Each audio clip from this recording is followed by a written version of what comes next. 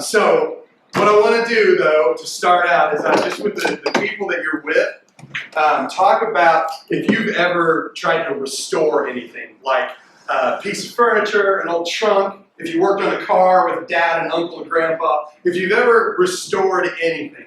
Talk about that with people there, and they don't want to hear some of this. But hey, let's get back to this restoration thing.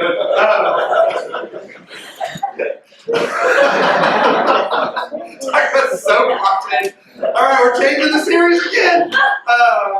My dad, he's a car guy. Any of you guys I don't know, I'm not a car guy. I used to believe that you had to change blinker fluid. I know that's not a real thing now, but I did believe that at one point. But my dad, he's the guy that would say, build an El Camino this month. And he goes and does it, and it's one of those cherry ones that everybody just wants to take pictures of. He never drives it anywhere. He puts it on a trailer and drives it places. But what he does, and this is true, and you've seen this, with other people. They take old furniture from a flea market and turn it into something on the cover of Southern Living magazine. What we do when we restore things is it goes from that's what restoration does. It reintroduces value and intrigue into something. All right, so what we're doing in this series is we're going to be talking about a journey to joy.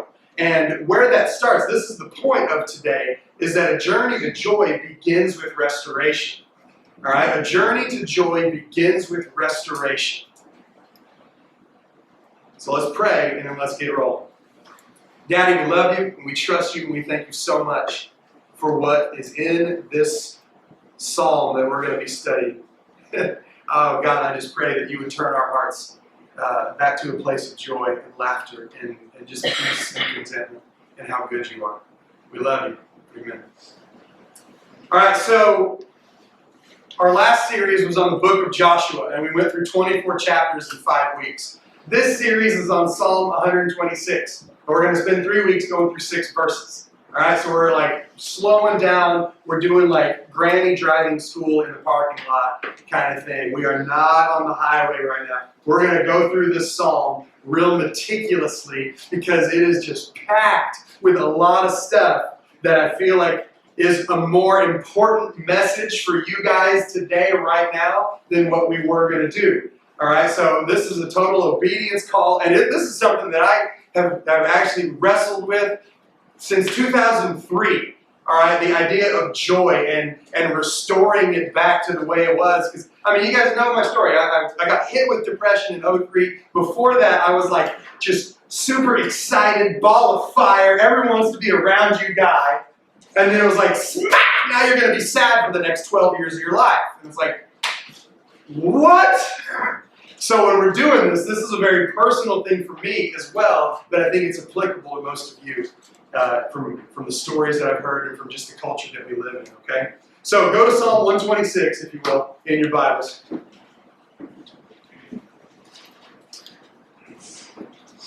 And then once you get there, stand up so I know that I can move it to the cheat screen.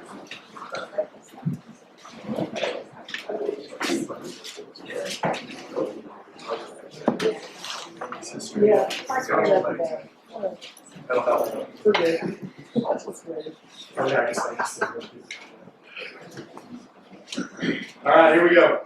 Psalm 126. And we're only going to do 1 and 2 today. All right? A song of ascents. When the Lord restored the fortunes of Zion, we were like those who dreamed. Our mouths were filled with laughter, our tongues with songs of joy. Then it was said among the nations, the Lord has done great things for them. Have a seat. So the very first thing that I want you to notice on here is that this is called a song of ascent. Okay? This is a specific designation of a type of psalm that we're going to be looking at. So a psalm of ascent, each one of these is a part of a book within the book of Psalms. Okay, so Psalms is 150 different songs and poems. The Psalms of Ascent are Psalms 120 through 134. So it's kind of you got all of this stuff, and then there's a break right in the middle of these very specific, particular psalms called the Psalms of Ascent. And then it goes on with more. All right, so what does ascent mean?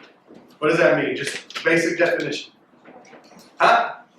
To rise, go up. Okay, so there's a lot of interpretations of what a song of ascent was designed for. The best one that I found is it's geographically. Okay, so this is like a topographical map of Jerusalem. Geographically, if you were to go to Jerusalem, it's on top of a hill. All right, from all directions you go up to Jerusalem. Okay, so when they're talking about a song of ascent, what it was meant to do is it was meant to be sung either corporately, like everybody together, or devotionally, like you're praying and you're thinking, you're singing this song to God on your own as you go up to Jerusalem. All right, now, what is in Jerusalem at this time? Big building. Yeah, the temple. The temple's in Jerusalem. What is the temple symbolic of? What is the temple supposed to represent? What's there? The house of the Lord. Yeah, who lives in a house? God. Yeah, okay. So, all right, good. We're firing on all cylinders this morning. All right, so we got Jerusalem is on top of this hill. You got the temple is on top of Jerusalem. So they're singing the song to go up to the temple, which is where the presence of God is. So let's put it together. If they're ascending to this place, what is a song of ascent supposed to do? What do you think? Internalize this. Don't say it out loud. But if they're going up towards the temple, if they're going up towards the presence of God, as they're singing these songs, what they're meant to do, I want to get this wording right, is they're supposed to reveal ever-increasing joy as we draw nearer the presence of God. Okay? There's 15 of these, and each one is to reveal ever-increasing joy. All right? Hey, I want you guys to do this. Many of you this morning came in saying, I'm so tired. I want you to sit up like as straight as you can. All right? I know the couches are cozy, but I do not want to have casualties this morning. All right? So here we go. These psalms, what they were traditionally sung during like one of these 3 annual Jewish festivals where everybody would come as pilgrims. So these are also known as pilgrim psalms, which is just a way to say that those who were very far away are drawing near to God again. Now, when you think about your own life and you think about joy, is that a characteristic of yours, or do you feel like you are very far away from that? And it takes everything you have just to muster a little bit of happiness here and there. We are an unsatisfied people, aren't we? So joy, it just seems like a foreign descriptor. So these psalms are designed to get us to a place of joy again. It's designed to restore us. All right? So when we spend these next 3 weeks in this psalm, man, I know that you may feel far from God. You may feel far from joy. You may even hate being in the presence of joyful people. All right? That's me most of the time. Not all the time, but we're being transparent and real here. Sometimes overly joyful people make me mad. Go figure. You want to say we don't live in a sinful world? But the good news, guys, the good news about this series is that even if you feel far away, these psalms are designed to show you how to come home. In the first step, let's look at verses 1 and 2 again. When the Lord restored the fortunes of Zion, we were like those who dreamed. Our mouths were filled with laughter, our tongues with songs of joy. So the first thing that we see, the whole point of this one is restoration. It's when God restores, things start to happen. So it says that he restored the fortunes of Zion.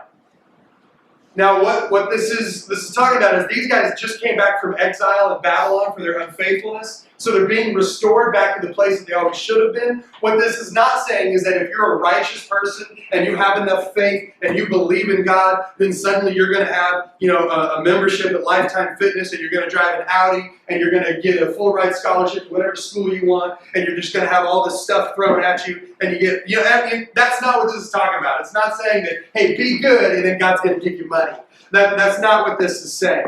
What this is saying, what this is showing us, is that it's what happens when God brings his people back to where they should have been all along. As followers of Christ, our first reaction to an encounter with Christ is joy. It's communion. It's fellowship. It's being in the right presence with a holy God. That's our first reaction. But we live in a broken world, and that thrashes us, and it throws us farther and farther away, like just opposite magnets that just never want to come together, because we're negative, and God is just, He is light, He is love, and we're just like, this world just keeps pushing us away. We can never seem to connect. But this is where we belong, is connected to the joy of the Father. Are you tracking with all this? Okay. So, the next part that was a little weird, it says, we were like those who dreamed. This is where we should be. Right? Like those who dreamed. Now, what that is it's not like a daydream. You know, we're just like, we're just sitting around thinking about nothing. Like, really, like when you think about those who dreamed, it's an idea like we're living the dream. Okay? It's not like hopeful, wishful, just flowery thing, like, someday my prince will come. You know, it's not that. We're living the dream. We are drawing near to the heart of God, which is a heart that is full of joy, which is a heart that is for your joy. And when we get to that place, we are restored and we are living the dream. Okay? You see that? It's like this is, when we get to that place, when we're finally restored, we get to that place where we say, this is where I should be. This is what it's like to really be alive. This is how it should be all the time. This real life, this dream is actually happening. That's what restored joy starts to feel like and sound like and look like. And it's something we all long for. I do every single day. I just want to string together a day or two where my heart is just joyful in the confidence of who God is and who God says I am. You know, but that is rough to do. I need to be restored to joy. We need to be restored to joy. So then if we're going to be living the dream, here's what it looks like. Look at verse 2. What's verse 2 say? Baylor, read that for me. Our mouths are filled with laughter, our tongues with the song of joy. Yeah, that's it. Stop right there. That is living the dream. When your joy is restored by God Himself, then you live the dream by being filled with laughter and filled with shouts of joy. And it's not one of those just like kind of fake things. It's kind of something like this, you know? It's contagious. You're laughing so hard that camels laugh with you. You know, this kid on the other side, this is his first pair of new shoes ever as a 6-year-old boy, and you just see the joy just leaking out of him. That's a gross word, but you see it. It's palpable. It's tangible. You can't look at this and not smile. Most of you guys even giggled the moment you saw this because that's what this is talking about when we're talking about the laughter that comes from the result of being restored to joy. This is great.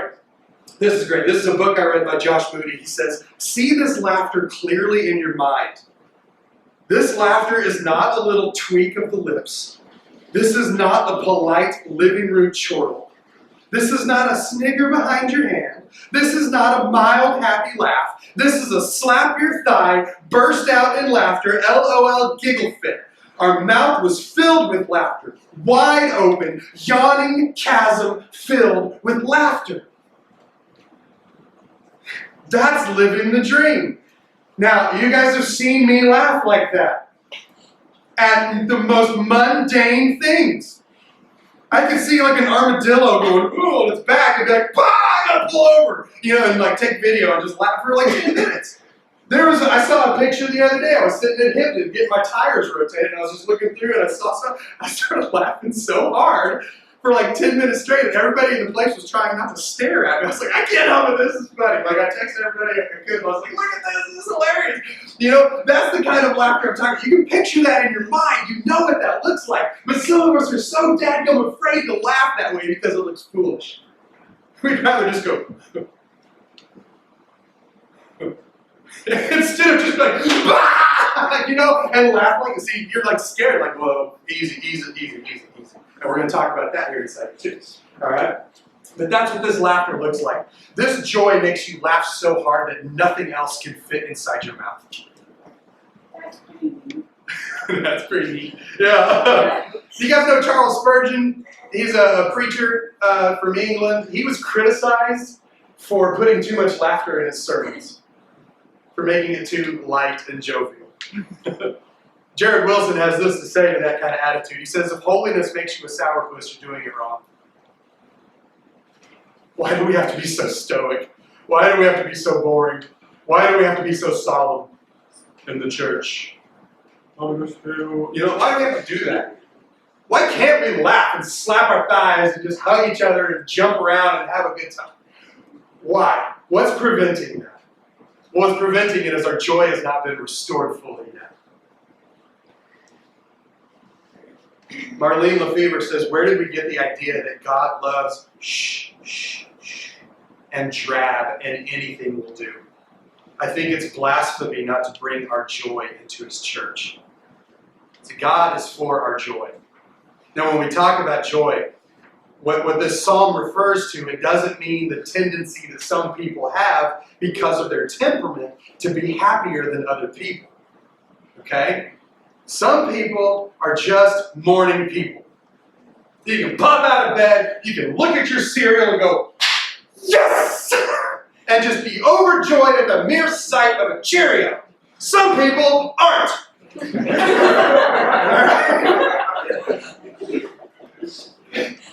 How many of you guys are the morning people? Yeah. How many of you are me? And this kid. Yes. Okay. So joy has nothing to do with you going, I'm going to do my Devo and love today. No. Sometimes you can roll out of bed and go, shut up for like 6 hours. I need to focus for a minute, you know? It's okay to be like that because joy is not a temperament. If it's a temperament, it just comes and goes based on whatever. Like, if OSU ends up losing their winning streak, yeah. When you jump like that, Well, it's like this. I just keep going up. Just keep going up, full of hot air. So joy is not a temperament, it's a lens. It is how you choose to see things. Joy is the lens that we look through when we understand that God has restored us. We don't walk around going, oh, that'll never work. Oh, that's stupid. And just, that is not a marker of a person who is in Christ. That's just a grumpy turd. Don't be a grumpy turd. Look through the lens of joy because you understand that God has restored us to a place where we're actually allowed to laugh and have a good time and prove to the world that Jesus is good enough for us to enjoy everything around us. Whew, I need a Dr. Pepper. I'm starting to shake. Man! So how do you start to live this dream? Give yourself permission to laugh more. Give yourself permission to. Understand that this world is broken. It is wicked. It is hard. But Jesus' words in John 16:33 show us it doesn't have to be. I love this. He says, I have told you these things so that in me you may have peace. In this world you will have trouble, but take heart, I have overcome the world. If that doesn't give you goosebumps, man, I don't know what will. It is easy to get wrecked by the sin in this place. But Jesus is saying, don't worry about that. I already beat that. Let me restore your joy so you can have your mouth filled with laughter and your tongue with shouts of joy. So we see through the lens of the joyous victory of Jesus, and that is how God begins to restore us on our journey of joy. Now, this is awesome because there's a reason for this. Okay? God isn't really concerned with us just kind of walking around and just kind of having that swagger in our step. Like, his goal is not our emotional well-being, like, oh yay, happy thoughts all the time. What his goal is for his glory to be spoken of among the nations. All right? And one of the greatest things is when we understand his joy and our joy then preaches. Check out what it says next. Look at this in verse 2. It says, our mouths were filled with laughter, our tongues with songs of joy. What's the next sentence? Doug, what do you got? What's the next sentence? then it was said among the nations, the Lord has done great things for them. Say that again. Slowly. Then it was said among the nations, the Lord has done great things for them. Then it was said among the nations. then this attitude of joy and laughter and singing is noticed by people that are not in this room. Then, after God restores us and fills our mouths with laughter, makes our thighs sore from slapping it, all right? After God does that and fills us with songs of joy, then it is said among the nations. Man, God's done great things for them. When they started laughing out loud, really loud, and shouting songs of joy, everyone around them looked at them and thought, oh, something good's going on there, and I want to be a part of that. Now here's the thing. Being boisterous can be a turnoff. Right, honey? When I was at camp, I was the loudest thing you've ever heard or seen. And April could not stand it and wanted nothing to do with me. But I kept pursuing, and 3 months later, she was like, come on. All right? So persistence pays off, fellas. But here's the thing. Being boisterous, it can be a turnoff. You know the people are in your circles that when they laugh, they don't just go, good one. They're the ones that go, and you're like, golly, stop. Like an echo, stop it. You know, and it's kind of a turnoff, right? Am I the only one that knows someone like that? Really? You guys have no response here? Is boisterous people kind of a turnoff sometimes? Yes, sometimes they are. And you know why that's true? Because we're all cynical pilgrims on a journey back to joy. It's crazy. We know that the brokenness of this world is not how things are supposed to be, but because of that brokenness, we are so suspicious of the very thing that we need. When we see joy, our first reaction is not, yes, someone's winning. I'm going to go be a part of that. No, when we see joy, our first reaction is like, is that even real? And we ask questions like, why is the church so full of hypocrites? Why is it when people walk in, they're suddenly fine? We're suspicious of joy. We're called to it, but we hate it. We laugh at the people that laugh. We are totally broken, but we are not wrecked because of it. We are not ruined because of it. We live in a broken world. We're on a journey back to joy. The mission is to restore joy. Psalm 51:12, it says, restore to me the joy of your salvation and grant me a willing spirit to sustain me. See, the mission of this is that when our joy is restored and we start laughing again, we start singing again, we start getting excited about things again, and we do that to point back to how good God has been. When our joy is restored, then other people want that. When our joy is restored, it draws others who are far away to the very heart of God. When we believe what is said in this psalm of ascent, it allows other pilgrims to start their journey. See, like fake Sunday smiles are not going to draw people to the heart of God. And it's not going to draw you nearer to the heart of God either. You don't walk in and go, man, everything's great. I'm blessed. You don't fake it till you make it, all right? Fake Sunday smiles are not going to bring you or others to the heart of God. But a restored, deep, authentic joy from a restorative Father is going to do that. Remember this. Joy is a supreme confidence in who God says He is and who God says you are. It has nothing to do with if OSU beats TCU. It has nothing to do with what quarterback A&M chooses, the next quarter. It has nothing to do with what chair you're at in band. It has nothing to do with your mile time. It has nothing to do with whatever it is that you value. Joy, this joy that comes from God who restores us, is a supreme confidence in who God says He is and who God says you are. That is going to carry you through all of this stuff because it's going to be solid and stout.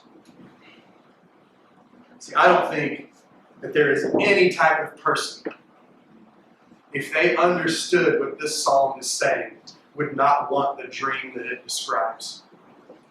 And what is that dream?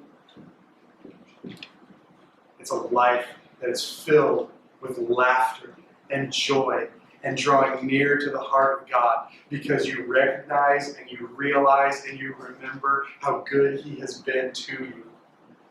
When we sang, "Oh, how He loves," He says, I don't have time to maintain these regrets when I think about the way that He loves us. Regrets make us cynical, man. And they make us suspicious of joy. But when you constantly just fill your mind with how good God has been, with how much He loves us, and you start to pursue that journey towards joy of restoration, then you don't have any time left to start being cynical and maintaining the regrets that you have in your life because the supremacy of God's love takes over. We want this. We want joy. We want to laugh. We want reasons to be happy. But joy isn't something that you get by smiling through the pain and pretending that it's okay until it actually is okay. Joy is a result of God restoring us. If you look at Nehemiah 8:10, it says, the joy of the Lord is our strength. The joy of the Lord is our strength. That means that because of Jesus, we laugh. Because of Jesus, we sing. Because of Jesus, we shout. Because of Jesus, we enjoy food and naps and road trips. Because of Jesus, we have all of this stuff at our disposal for Him to pour out on us. It is the joy of the Lord that is our strength, not our ability, not our pursuits, not our affinities. It is the joy that comes from heaven and fills us so that we can then laugh out loud. People see that and go, man, I want that. That is not the church I assumed. That one looks alive.